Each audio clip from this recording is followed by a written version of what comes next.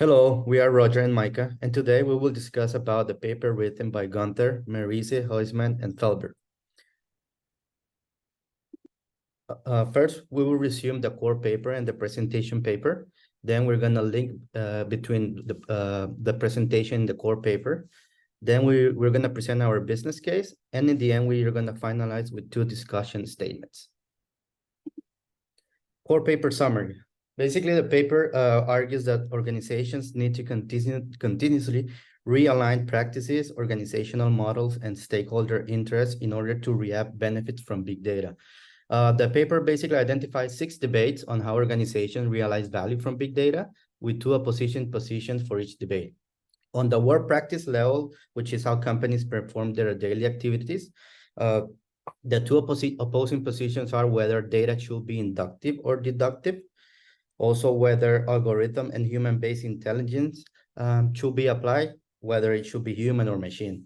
On the organizational level, the paper identifies 2 debates at this level regarding how organizations develop big data centralized or decentralized capabilities, or whether a big data-driven business model should be improvement or innovation. And lastly, at the supra-organizational level, the 2 opposing positions are whether data should be controlled or open, or whether it should be minimized and neglecting social risk of big data value. Secondly, the paper discussed how portability and interconnectivity can influence how organizations realize value from big data in practice. Portability is basically the possibility to transfer and remotely access digitized data from one context of application to be used in other contexts. And interconnectivity, on the other hand, enables analysts and decision makers to arrive at more insights by exploring connections. It also allows new value propositions to organizations. On the presentation paper, the objective of this paper is basically to find how organizations created data-driven value propositions. The paper details how creating data-driven value proposition involves 2 types of resourcing action, which is data reconstructing, which is basically modifying data content, configurations, and structures for a new use, and data repurposing, which is using data in the context of a new value proposition. The process is actually shaped by 2 different types of data qualities, which is the apparent qualities and the latent qualities. The latent qualities are basically traits or characteristics that are not immediately apparent, but can become evident or develop over time. Throughout the papers, the authors basically show how latent qualities can emerge, basically through data reconstructing and repurposing.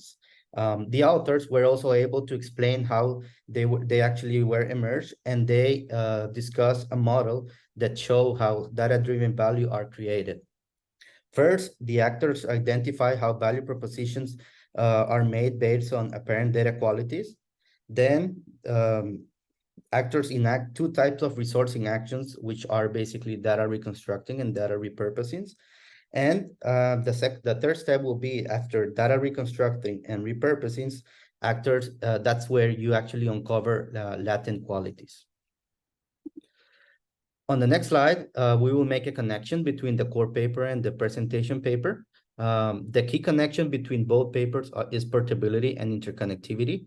So data portability allows data to move from and be reused effectively. It also helps organizations repurpose data for new use or reconstruct data to meet different requirements. On the other hand, data interconnectivity enables flow of data between systems and sources. So supporting data repurposing and reconstructing by allowing data from different origins to be integrated and utilized for various purposes. So portability and data repurposing, it allows organizations to transfer data from one case or app to another one. Also, when data is portable, it can easily be repurposed for operational or strategic objectives. On the other hand, interconnectivity and data reconstructing is basically data interconnectivity enhanced data reconstructing process by enabling the integration of data from various sources.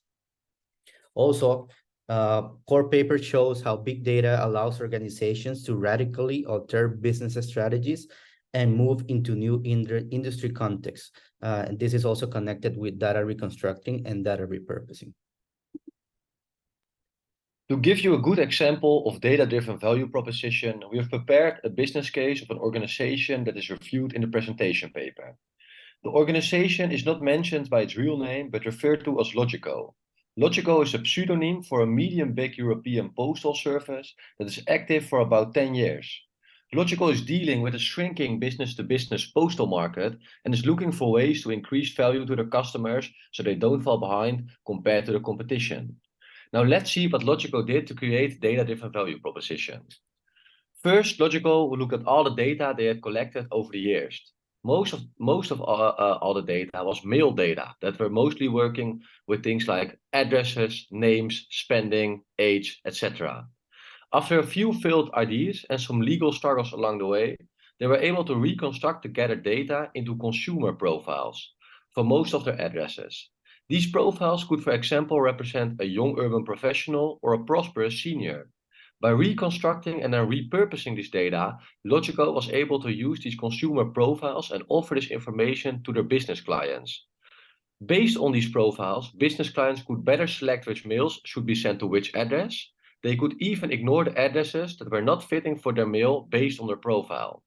With this, Logico used data-driven value proposition to add value for their business clients and uncover latent data qualities. Based on this business case, we've prepared the first discussion statement. The statement sounds as follows. After discussing the business case of Logico, what would be other latent data qualities that Logico could use for data-driven value propositions? For the more eager person among us, we have even prepared a second discussion statement that goes as follows. What challenges do organizations face when transitioning from traditional resource-driven strategies to data-driven value proposition strategies? And how can they overcome these challenges effectively? Thank you for listening.